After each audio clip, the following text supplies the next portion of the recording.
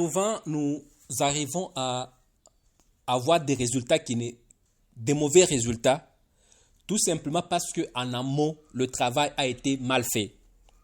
Le travail a été mal réalisé et ou soit l'administration n'a pas suivi ou n'a pas exécuté à 100% les tâches qu'elle devait exécuter afin que le résultat soit bon. Tout ce que nous faisons dans le football congolais a un patron. Et le patron du football ou l'organisateur du football, c'est la FECOFA. Et la FECOFA, lorsque son administration n'est pas assise ou son travail est mal fait, c'est que le résultat dans tout est mauvais. Parce que personne ne peut me dire que la FECOFA fait très bien son travail pendant que le championnat ne termine jamais. Qui, dans ce pays, peut m'expliquer, il peut me donner dans les commentaires la dernière fois qu'il a vu le championnat terminer. Première phase, deuxième phase, sans être interrompu et programmer un champion selon les phases allées du championnat. Qui? Et ces désordres-là se répercutent dans tout le football du pays. Le championnat, le tournoi, le championnat local, le championnat national, dans tout le football, et l'équipe nationale en subit les conséquences. Et tout ça, c'est l'organisation ou l'administration de la FECOFA qui entre en jeu. Disons-nous la vérité quand même. Parlons-nous de vérité. La FECOFA est une administration qui gère beaucoup de services. Et partout où on parle football, il y a les agents de la FECOFA. Les stades, les fédérations, partout il y a les agents de la FECOFA qui interviennent. Comme c'est une administration, c'est que par moment, il y a des personnes qui meurent, il faut remplacer. Qui dans ces pays a déjà vu une seule fois l'offre d'emploi à la FECOFA? Qui? C'est là où la question vient, comment on engage les gens à la FECOFA? Quelles sont les personnes qu'on recrute à la FECOFA et comment on les recrute? Quand vous recrutez quelqu'un, tout simplement parce que c'est le neveu de quelqu'un qui travaille là-bas ou qui travaille dans un gouvernement, quand vous recrutez quelqu'un tout simplement parce que c'est le petit frère de la copine de tel, et vous l'amenez là-bas, et vous posez la question à la personne, qu'est-ce qu'elle fait comme travail? La personne fait un travail purement administratif qui demande l'envoi, la réception des courriers, l'organisation de quoi, le classement des documents et les autres. Et quand vous demandez son cursus, c'est un informaticien et filière purement technique qui n'a rien à voir avec une administration pure. Et quand vous donnez son parcours, il n'a travaillé nulle part, c'est qu'il n'a aucune notion de priorité, aucune notion de pression, aucune notion de traçabilité des documents, aucune notion de sérieuxité dans les documents. Donc, il n'a aucune notion du sérieux. Il vient pleinement, fraîchement de l'université. On le recommande à un endroit aussi stratégique. On lui dote d'un bureau climatisé, un véhicule de service, et on ne lui raconte pas les enjeux. Qu'il commette une erreur dans un mail envoyé, on ne reproche de rien. On lui dit seulement qu'il y a eu erreur dans le mail que tu as envoyé et il n'y a aucune sanction, aucune mesure disciplinaire. Et c'est cette FECOFA-là qui gère le football sérieusement national. On recrute un monsieur comme ça, on lui dit tu seras en contact avec les autres fédérations au niveau africain. Et une personne qui ne lit jamais ses mails parce qu'il ne connaît pas l'importance des mails. Et le jour où on l'appelle pour dire tu n'as pas encore répondu, il dit je n'ai pas encore lu le mail. Il va retourner là-bas, il ne sait pas retrouver le mail parce qu'il y en a des tonnes qu'il n'a pas lu. Et il ne répondra jamais à ce mail, pourtant c'est un mail aussi sérieux et important. C'est des personnes qu'on recrute à la FECOFA. Qui a déjà vu l'offre d'emploi à la FECOFA? Qu'on se dise des vérités. Qu'on se raconte d'abord des vérités. C'est cette FECOFA-là qui gère maintenant le foot, qui doit gérer maintenant les dossiers administratifs des binationaux qui doivent venir. Une FECOFA incapable d'anticiper un dossier.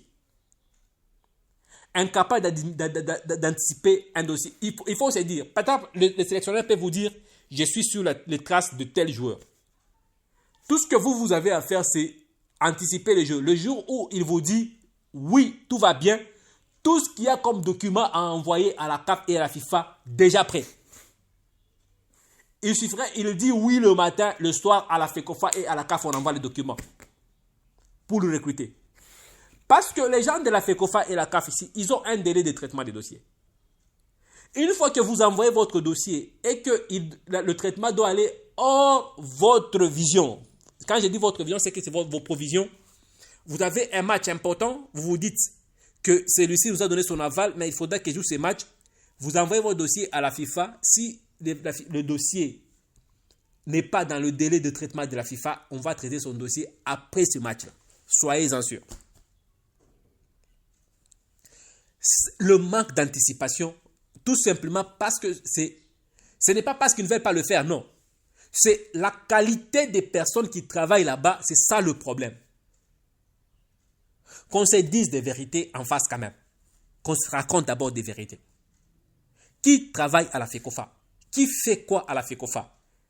Est-ce qu'on a eu quand même à prendre le temps d'étudier les dossiers académiques de chaque personne qui travaille à la FECOFA? Qu'on se dise des vérités. Sur base de... Est-ce que ces gens qui travaillent là-bas, ils ont un contrat signé? Oui ou non? Est-ce que les personnes qui travaillent là-bas, ils ont de... Je vais dire quoi? Est-ce qu'ils ont de fiches de poste? Des job descriptions? Si quelqu'un qui travaille sans job description, sur quoi vous allez évaluer son rendement? Quelqu'un qui travaille sans... je vais dire quoi? Sans appareil de mesure. Et il travaille comme ça, il vient le matin au boulot, il rentre, il dit, c'est comme ça que j'ai toujours fait. On établit comme ça le calendrier, c'est comme ça que je l'avais trouvé depuis 72. Il est toujours comme ça, on fait toujours comme ça. On arrive, on prend le calendrier, on le fait de cette même manière, on copie, on colle et puis on envoie aux fédérations. On a toujours fait comme ça. Et quand il copie-coller, il envoie comme ça, c'est avec une erreur de date. Il envoie quelque chose de 2026 avec la date de 2025. Il a oublié d'effacer cela. Ça arrive souvent. Et quand on va rentrer là-bas, aucune mesure disciplinaire. Sur base de quoi vous allez évaluer quelqu'un s'il n'y a pas de fiche de poste, il n'y a pas de job description?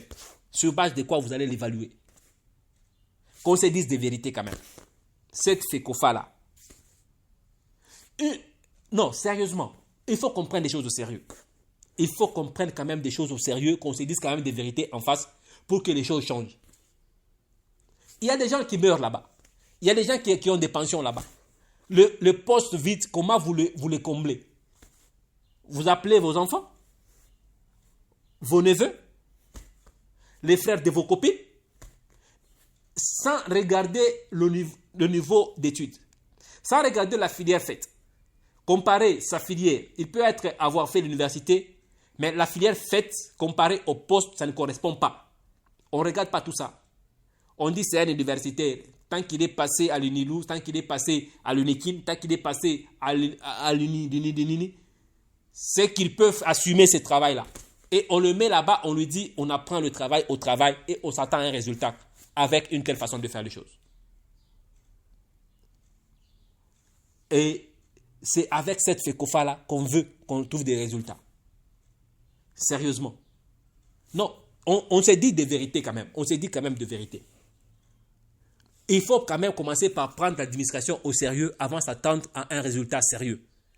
On ne peut pas s'attendre à un résultat comme est devenu une armada, une machine à destruction massive le Sénégal, ou comme c'est la machine à destruction massive le Nigeria, même si ça ne gagne pas beaucoup ces derniers temps. Ou comme a été la machine à destruction massive le Ghana. Depuis qu'au Ghana, il y a eu le désordre. Depuis qu'au Nigeria, il y a le désordre de prime, pas prime, le Nigeria a baissé des rythmes. Le Ghana, depuis le désordre, le Ghana a baissé des rythmes. Mais chez nous, on est toujours dans le rythme baissé. Parce que ces désordres-là est encore en coulisses, même si on essaie de boucher le problème le plus populaire, tel que les primes et les autres sont les problèmes avec beaucoup plus de phare, on les bouche. Mais l'administration, en général, ce qui se passe en dessous, c'est la même. Je voulais parler d'un terme inapproprié, mais c'est la même chose, c'est la même truc. C'est du désordre comme pas possible là-bas. Et à un moment donné, on ne sait même pas qui fait quoi, parce qu'on travaille tous à la FIFA. Quelqu'un qui travaille à la Bayer, il sait combien on a gagné lors du match et qui a opposé tel gagné, combien la FECOFA a fait entrer. Il attend la prime.